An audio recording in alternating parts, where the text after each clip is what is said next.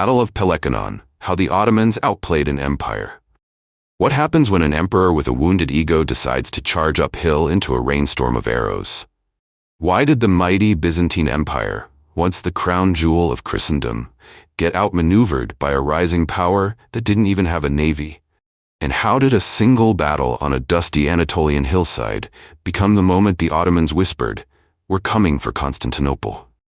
So grab your shield, tighten your sandals, and prepare for a tale of ambition, arrogance, and arrows.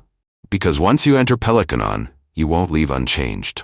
Once upon a time, well, in the early 14th century, the Ottomans were feeling rather spicy.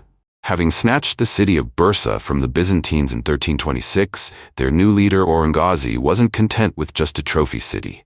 No, he wanted the whole shelf. So he launched a campaign into Byzantine Bithynia, marching his troops as far as the village of Eidos, like a houseguest who not only eats your food but starts rearranging your furniture. This bold incursion effectively cut off Constantinople from Nicomedia, a major Byzantine city. Picture the Byzantine Empire as a stressed-out parent trying to keep the household together while the Ottomans sneak in through the back door and lock the pantry. By 1328, the city of Nicaea, a jewel of Byzantine pride, was under siege again. Orhan, ever the multitasker, teamed up with his son Suleiman Pasha, forming a father-son duo that would make any medieval sitcom jealous. Their goal? To squeeze Nicaea until it popped. Meanwhile, the Byzantine Empire was recovering from a 7-year civil war, which was basically a royal family feud with swords. Emerging from the chaos was Emperor Andronikos III Palaiologos, a man with ambition, charisma, and just enough recklessness to make history interesting. He had recently forced his grandfather into monastic retirement, a polite way of saying, "Thanks for your service, now go pray." Andronikos III was determined to restore Byzantine glory. He wasn't just playing defense, he wanted his empire back. With his trusted general John Cantacuzenius, a man whose name sounds like a spell from Harry Potter, he rallied around 4,000 infantry troops for a grand Anatolian campaign. Their plan? Cross the Bosphorus, march to Nicomedia, resupply, and then break the Ottoman blockade of Nicaea. If successful, it would be like plugging the leak in a sinking ship and reclaiming the captain's hat. But Orhan was no fool. News of the Byzantine mobilization reached him while he was personally leading the siege. Realizing the threat, he swiftly withdrew most of his troops from Nicaea and raced to intercept the Byzantines before they could regroup. It was a chess move with swords, fast, bold, and brutal. In June 1329, Andronikos III crossed into Anatolia, his army marching with the confidence of a comeback tour. But after just 3 days, their progress was halted near modern-day Maltepe. There, Orhan's 8,000-strong Ottoman force blocked the main road to Nicomedia like a medieval traffic jam with spears. The Byzantines were stunned. Their path was sealed, their momentum stalled, and their emperor, who had never faced the Ottomans in open battle, was now staring down a force twice his size.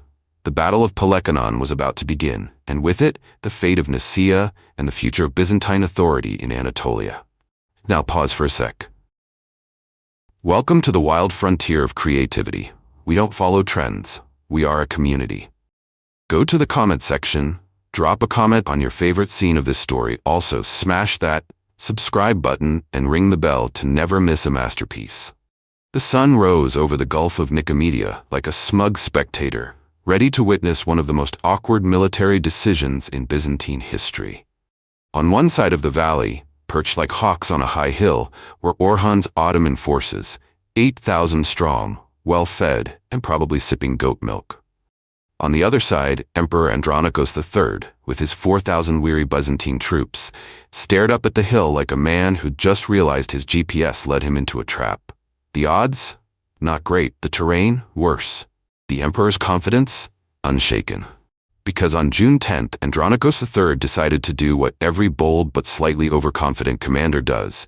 He ordered a full frontal assault uphill, yes, uphill, against archers, on horseback. As the Byzantines lined up below the hill, 300 Ottoman mounted archers galloped down like they were auditioning for a medieval action movie. They unleashed a barrage of arrows so thick it could have been mistaken for a locust swarm. Shields clanged, men cursed, and the air turned into a deadly rainstorm of Ottoman steel. But the Byzantines? They weren't here to play defense. Undeterred, they tightened their formation like a phalanx of angry sardines and began ascending the hill.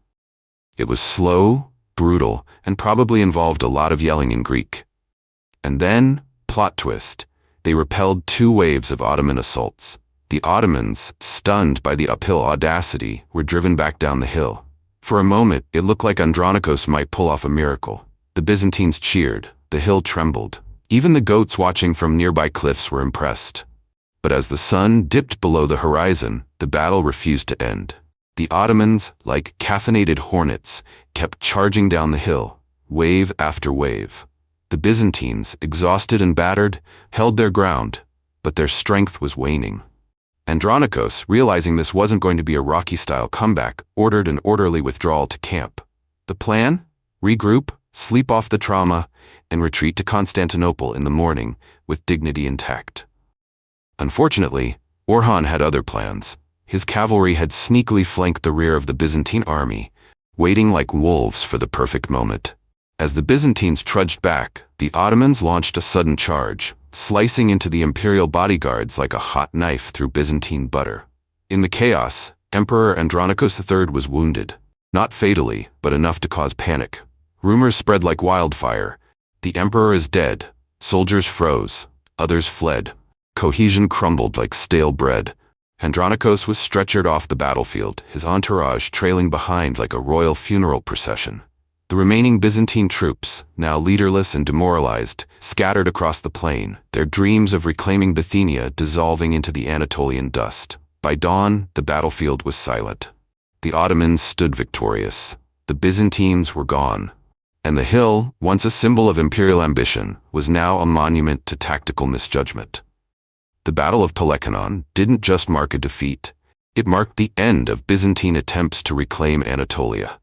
From this point forward, the Ottomans would tighten their grip, and the Byzantines would never again march east with such confidence.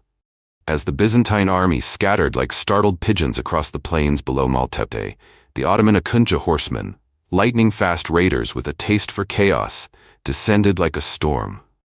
These weren't your average cavalry. They were the elite hunters of the Ottoman frontier, trained to chase, harass, and pick off retreating forces like wolves thinning a herd. They galloped through the night, cutting down stragglers, ambushing pockets of resistance, and ensuring that no imperial dignity survived the retreat.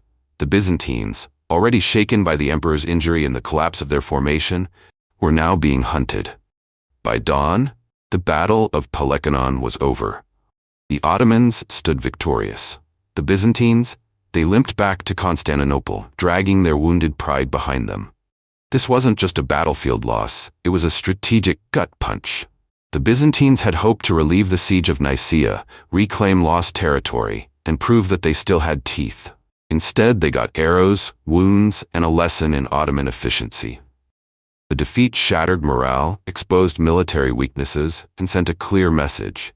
The Byzantines were no longer the dominant force in Anatolia. The Ottomans, on the other hand, tightened their grip, expanded their influence, and began carving their name into the geopolitical map. Back in Constantinople, the retreat was somber and silent.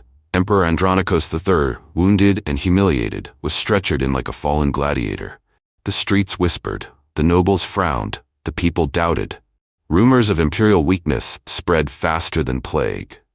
Meanwhile, the Ottomans celebrated. Orhan's forces fortified their positions, secured strategic routes, and turned their siege of Nicaea into a slow, inevitable conquest. With the Byzantine military in disarray, Nicaea fell, severing a vital lifeline and solidifying Ottoman control over the region. Strategically, it was a disaster. Psychologically, it was a collapse. The Byzantines had lost more than a battle. They'd lost momentum, morale, and mystique. Despite his injuries, Andronikos III wasn't ready to quit. He rallied what forces he could, sought alliances, and began reforming the military. He knew the empire needed more than swords, it needed strategy, stability, and stamina. But the Battle of Pelekanon had already drawn the line. It marked the turning point in the Byzantine-Ottoman struggle. From here on, the Byzantines would play defense. The Ottomans? They were just getting started. Next up, the Siege of Nicaea, where the walls whispered and the empire wept. If you're hooked on history and hungry for more, don't forget to follow, subscribe, and click that notification bell so you never miss another epic tale from the front lines of forgotten empires.